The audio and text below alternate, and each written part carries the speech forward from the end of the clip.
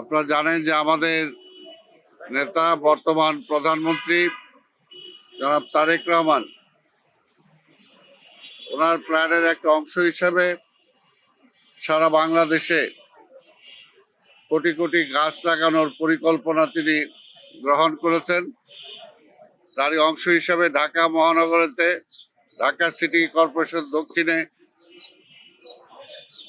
এই বৃক্ষরোপণ অভিযান আমরা যাতে সফল করতে পারি, পর্যায়ক্রমে প্রতিটা দিন প্রতিটা মাসে আমরা এই বৃক্ষ অভিযান ক্রমান্বয়ে আমরা প্রতিটি ওয়ার্ডে, প্রতিটি মহল্লায়, প্রতিটি এলাকায় আমরা নিয়ে যাব।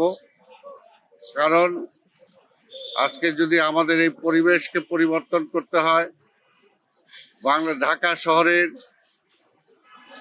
যে সমস্যার সৃষ্টি হয়েছে, আজকে নাগরিক যে সমস্যার সৃষ্টি হয়েছে, আজকে গাছ যেভাবে উৎপাদন করা হয়েছে, সেই সমস্ত গাছগুলোকে যদি আবার আমরা পুনরায় ঢাকা শহরে পুনঃস্থাপন করতে না পারি, তাহলে ঢাকার পরিবেশকে আমরা ঠিক রাখতে পারবো না।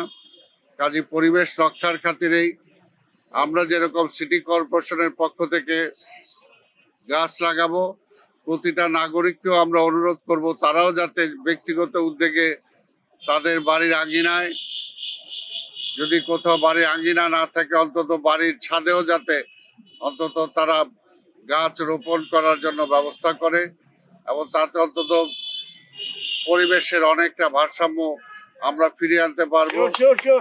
এবং আমাদের আজকের অক্সিজেনের যে অভাব হচ্ছে, কার্বন ডাই অক্সাইড যেটা বেড়ে যাচ্ছে, এটাকেও যদি আমরা ভারসাম্য আনতে চাই, তাহলে আজকে সবুজায়ন আমাদের করতে হবে। মাননীয় প্রধানমন্ত্রী যেটা ক্লিন সিটি, গ্রিন সিটি বলেছেন, সেই গ্রিন সিটির অংশ হিসাবেই আজকে গাছগুলো সব জায়গায় লাগানো দরকার। তাই আমরা সেটাই আজকে এখানে করতে এসেছি। আমরা বিশ্বাস করি যে ঢাকা বিশ্ববিদ্যালয়ের প্রশাসন এখানে ওরা যা বলেছে, বিশ্ববিদ্যালয় প্রশাসন সেই ব্যাপারে খেয়াল রাখবে। আমিও দরকারে বিশ্ববিদ্যালয় প্রশাসনের সাথে কথা বলবো। আসলে এখানে ব্যক্তি আর দল দুইটাই হলো প্রধান।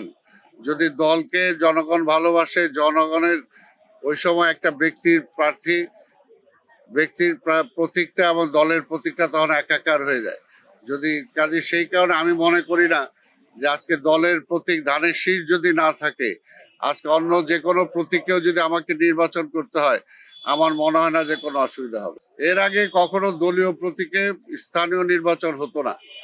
তারা সম্পূর্ণভাবে দলীয়করণ করার জন্যই এবং দলের প্রভাব বা দল না, শুধু সরকারের প্রভাব বিস্তার করার জন্য সেই সময় তারা এই প্রতীকটা তারা দলীয় প্রতীকে নিয়ে গিয়েছিল।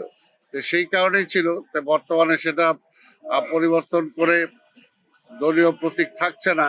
কাজে দলীয় প্রতীক থাকুক বা না থাকুক, আমি অন্তত বিশ্বাস করি যে দেশের জনগণ জানে যে আজকে স্বাভাবিকভাবে দেশের উন্নয়নের জন্য, দেশের আজকে ঢাকা শহরের উন্নয়নের জন্য, ঢাকা শহর দীর্ঘদিন একটা স্থবির অবস্থায় ছিল, ঢাকা সিটি কর্পোরেশন এটাকে গতিময় করার জন্য এবং ঢাকা শহরের বিভিন্ন যে সমস্যা আছে, এই সমস্ত সমস্যার সমাধানের জন্য আমি বিশ্বাস করি আগামীতে ঢাকা মহানগরীর জনগণ আমাকে ভোট দেওয়া মানেই সরকারকে ভোট দেওয়া, তারা সেইভাবেই দিবেন ইনশাল্লাহ।